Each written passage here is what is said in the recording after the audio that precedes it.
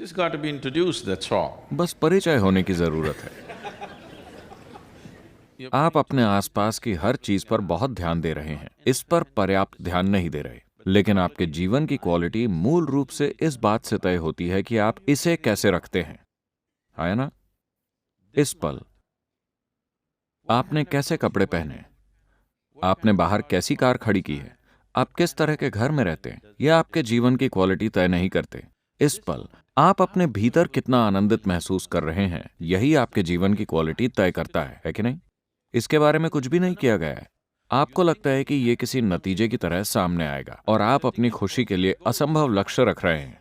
अगर मुझे खुश होना है तो मेरी पत्नी को ऐसा होना चाहिए, मेरे पति को ऐसा होना चाहिए, मेरे बच्चे को ऐसा होना चाहिए, दुनिया को वैसा होना चाहिए। आप अपनी खुशी और शांति के लिए इस तरह की नामुमकिन शर्तें रख रहे हैं। अब आपने समझौता करके शांति को ही अपना लक्ष्य बना लिया है।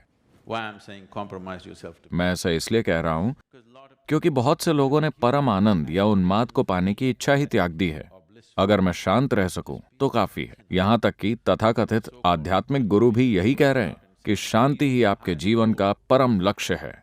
शांति आपके जीवन का सबसे बड़ा लक्ष्य नहीं है।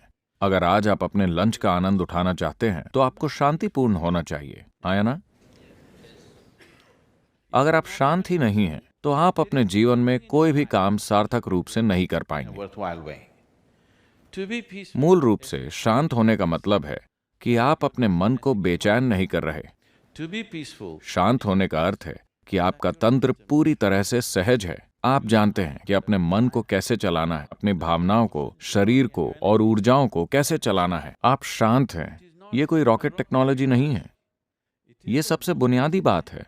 आपके घर में कुत्ता है, आप उसे खाना दे दीजिए, वो शांति से बैठा रहता है। हो सकता है कि आनंदित नहीं, लेकिन शांति से। कई बार वो आनंदित भी होते हैं। yes? अगर आपका कुत्ता शांत, ओ उसे मेरी फैक्ट्री नहीं चलानी पड़ती, बात वो नहीं है। उसकी भी अपनी मुश्किलें हैं।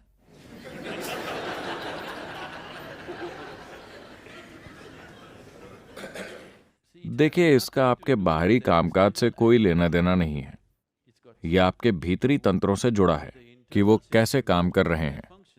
मूल रूप से इसका मतलब है कि ना आपका शरीर, ना आपका मन, ना आपकी केमिस्ट्री, ना आपकी भावनाएं और ना आपकी ऊर्जा आपसे निर्देश ले रहे हैं। वो अपनी खुद की हरकतें कर रहे हैं। जब आपकी मशीन आपके काबू में नहीं रहती तो शांत रहना असंभव हो जाता है। मान लीजिए कि आप अपनी कार में बैठते हैं और वहां जाकर आप इस तरफ मुड़ना चाहते हैं। आप स्टीयरिंग को ऐसे घुमाते हैं, लेकिन कार ऐसे जाती है। क्या आप इस कार को शांत होकर चला सकते हैं? चला सकते हैं? नहीं। बेचैनी स्वाभाविक है ना? आपके वाहन के साथ भी यही हुआ है। ये काबू से बाहर है। पहली बात तो ये कि आपने कभी जानना ही नहीं चाहा कि इसका स्टीयरिंग व्हील कहाँ है।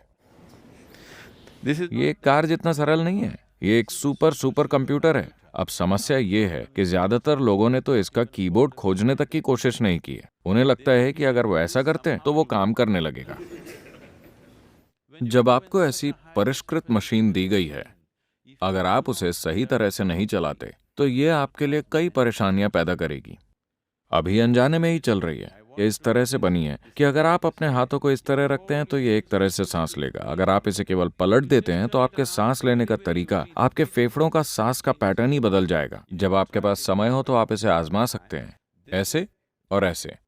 हर चीज जो आप करते हैं उसके कारण इस मशीन में बुनियादी बदलाव आ रहे हैं, क्योंकि ये उस स्तर की परिष्कृत मशीन है। ये एक टच स्क्रीन से कहीं अधिक है। अगर आप केवल चाहें तो वो हो जाएगा।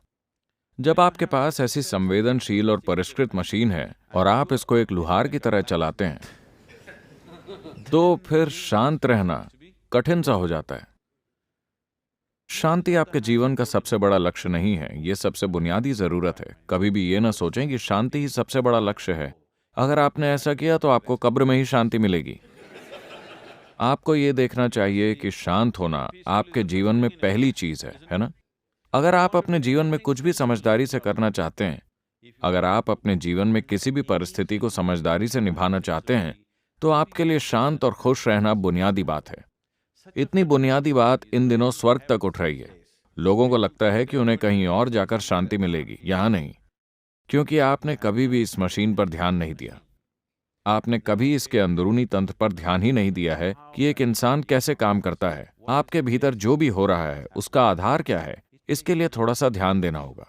यही वजह है कि हमारे बेसिक प्रोग्राम का नाम है इनर इंजीनियरिंग। हमने सारी दुनिया को उस तरह इंजीनियर किया है जैसा हम चाहते हैं। बहुत सारी सुख सुविधाएं भी पाली हैं, पर खुशहाली नहीं मिली है ना? क्योंकि खुशहाली ऐसे नहीं मिलेगी। खुशहाली तभी आएगी जब आप इसे अपने अनुसार इंजीनियर कर लेंगे, तभी खुशहाली मिलेगी।